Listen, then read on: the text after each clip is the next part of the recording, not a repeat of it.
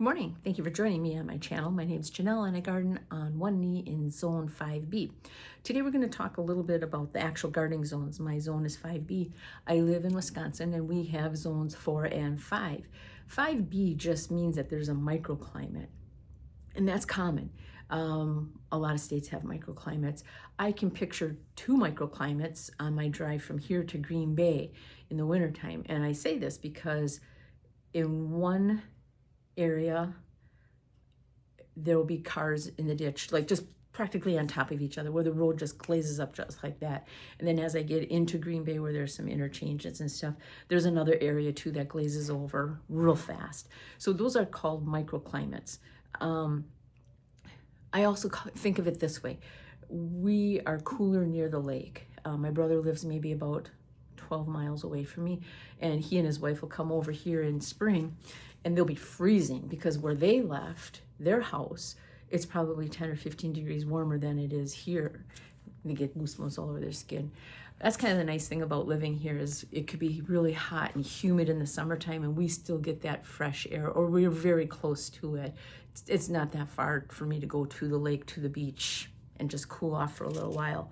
But anyway, on the back of most seed packets, we will have maps, and it'll tell you when your temperature is. It's always good too to look up your frost temperatures, or your frost dates rather, sorry. My last frost date is supposed to be on May 2nd, and the first frost date I believe is supposed to be October 3rd, October 6th, October 10th. I'll pay attention to that more when it gets closer to that time. But early May, I'm still a little reluctant to put anything in the ground. Now, last year I did put things in the ground in late April. We had such a weird, warm spring. And maybe we'll have that again. But I've also lived through many, many snowstorms in April. Just a couple years ago, we had 6 or 8 inches dropped on us in the middle of April. So you kind of play it by ear, really pay attention to your forecast. And I did make little terrariums, which I'll show you, to put over my seedlings outside to kind of protect them. But it's just nicer to be able to plant your things in the ground and not really have to worry too much about frost too often. The other thing too is some maps can be a little complicated, but they're just focusing more on all the little microclimates like this. But if you're just starting out, I just want you to focus on something like this. And this map says that our minimum temperature is -10 to -20. I believe that. That's pretty much accurate. We've already gone through a couple sub-zero snaps like that this winter. That's just the temperature, that's not including wind chill. So kind of be mindful what your first and last frost dates are. The other thing too is if you live kind of right on the line of a zone, always go with the colder zone. Your things will thrive. What happens if you plant something that's designated for zone 9 or 10 in zone 5? That's fine if it's in a pot on a deck. And I'll give you the example of a hibiscus. Hibiscus can go in the ground in places like Florida and Hawaii, but here in Wisconsin, no. People have those in pots on their decks and they're beautiful. Now there is something called a hardy hibiscus, and I had that here at my house, and I had it, I don't know, for about 5 years. It was doing fine. It was big. I think it got to be about 8 to 10 feet tall. And then one winter we had a sub-zero snap that was pretty much 3 weeks, and that was too much for that plant. And in the spring it just wasn't starting to bud out like anything else, and I went and I kind of wiggled it, and sure enough it pretty much just wiggled off right in my hands. It was dead. So that winter was too hard on it. Another thing too I notice is the zones might be a little bit different in books for perennials than for vegetables. Not by much. They might break it down to a little bit more of a microclimate. And also be mindful too, your nursery will sell you perennials for your area. They're not gonna set you up to fail. And you can ask. Most times your people that work at your nurseries are very knowledgeable and they want you to succeed with gardening so that you come back and buy more and more. Another thing with the different zones with, let's say winter, let's use winter for an example here in Wisconsin. We count on having snow. We need that snow as a winter cover on the fields. Right now, like my perennial garden is exposed, and if we would drop to single digits, that's going to be hard on the plants. Same thing goes for alfalfa and like winter wheat. You want some snow to kind of protect that plant, alfalfa especially. And then in the spring, when all that snow melts, that moisture goes into the ground. We need that. But we don't need so much that, like when you're planting corn in the middle of May, that things are so wet all of a sudden that the corn seed rots and the whole crop fails. So we like our snow for farming reasons here, as well as protecting our perennial plants. So just Google your zone and your first and last frost dates before you start putting anything into the ground. The other thing I kind of wanted to talk about is biennials. Biennials are a type of a plant that's sold as a perennial because it's supposed to live a couple years by, usually meaning two, annual. Things like that, in my experience, are delphiniums and foxgloves in my yard. I call them my expensive annuals because they usually are about $7 for like a 4-inch pot. Beautiful plants. And they sometimes do reseed.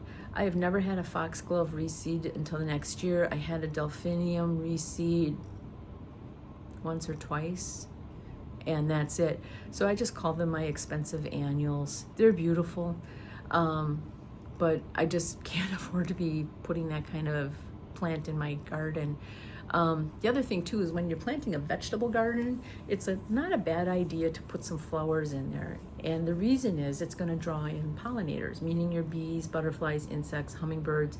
But you really want bees and butterflies and insects, the good insects, in your vegetable garden, because things like peppers, tomatoes, melons, cucumbers, pumpkins, those flowers all need to be pollinated. Corn is different because the tassels on corn, they always say to plant corn in bunches versus rows. Well, you can plant multiple rows, but if you have such a small space, you're going to want to plant those like 4 to 6 inches apart, maybe 8 inches apart, and kind of like in a block, because the pollen from the tassel, or the pollen from the flower, sprinkles down onto the tassel, and each one of those little silky hairs will develop a kernel of corn. So that's the whole thought process on that. By the way, I do not plant corn in my raised beds, and the reason is the beds are already 2 feet high or 1.5 feet high. So if we get any big strong wind, it's just that much higher up in the air, and it's that much more likely to flatten. And we do get really, some strong storms here and some strong winds. So I don't stress my corn plants out like that. I usually have them planted along the garage. I don't plant sweet corn because for me, I tried it and it's actually cheaper for me just to pick it up at a farm stand. And I don't eat a whole lot of corn. It just makes me feel like a slug after. I love it. I love roast corn. I love corn on the cob, boiled. I like it as part of my roast vegetables. I like it in my salsa. But if I just eat corn on the cob, I just feel like such a slug after. It's almost like it's like a carbohydrate overload. So I don't plant a whole lot of it. That's where I kind of try to figure out what my valuable real estate is gonna grow, and not sweet corn. But I do plant ornamental corn, and I'll get a few cobs, and it's decoration, and it brings me joy. I planted some gourds just for decoration too. So I do save a little bit of space just for things that are seasonal, cheerful. But going back to annuals, in my perennial beds, I do grow annuals because not all your perennials blossom at the same time. You can stage a perennial garden. Once you get the hang of it, you can stage your perennial garden so that you have your spring things like your tulips and daffodils blooming, then followed up by, what's one of them that comes in next? Maybe Centaurea, creeping phlox, and then like around 4th of July, your lilies start blooming, and then it goes into your daisies, your bee balm, and then as it gets closer to fall, your asters and your rudbeckia, late summer sunflowers, things like that. You can kind of stage it. I usually tuck annuals in all over in my perennial garden, just because then there's that instant color constantly waiting, the color's there constantly, so that it's filled up waiting for the perennial to bloom. The only thing with annuals is I find that you have to deadhead them more so that they keep producing blooms. And if that's a little bit too much work for you, then, you know, scrap that idea, I guess, and just wait for your perennials to bloom. But really, it's kind of therapeutic for me to go out there and just take my little snippers in a bucket and just deadhead everything. That's where you also find some of your seeds, and you can save your seeds from year to year on a lot of plants.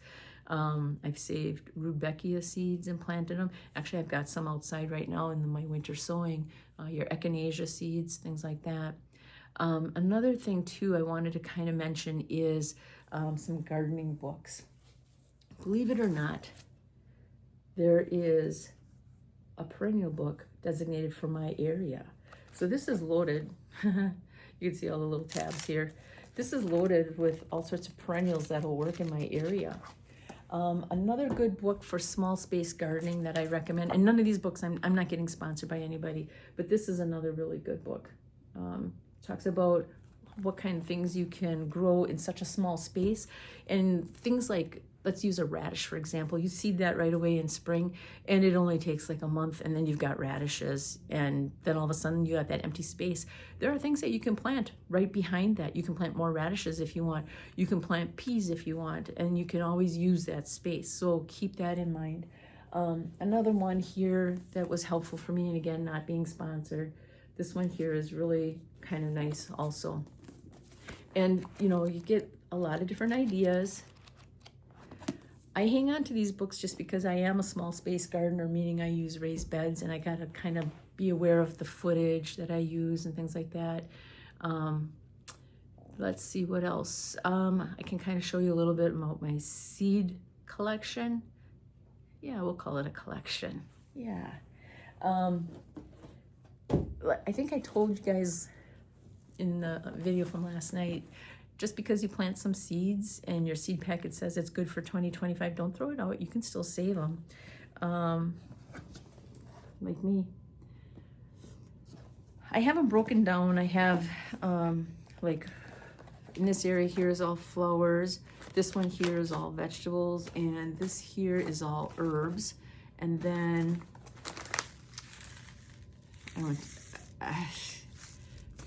I can't even explain myself. I can't.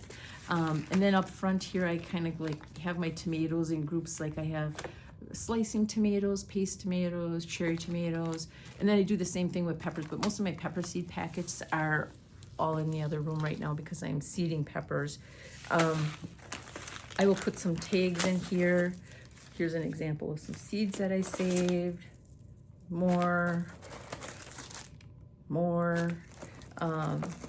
And I just use old boxes. Like I'll cut Kleenex boxes down just so I have a little way to compartmentalize everything in my little seed bin. So I think that's everything that I wanted to, let me look at my list here. Everything that I wanted to talk to you about.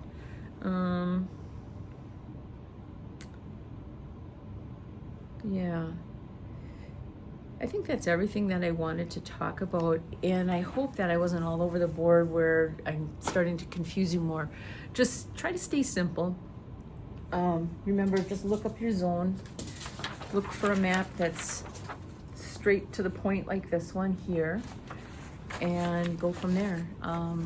Like I said, we have a growing season of about 160 days here, and that's why I start a lot of things inside the house, is because our growing season is, I don't know, May, June, July, August, September, things start to get a little dicey, you know, like we might get some random frosts.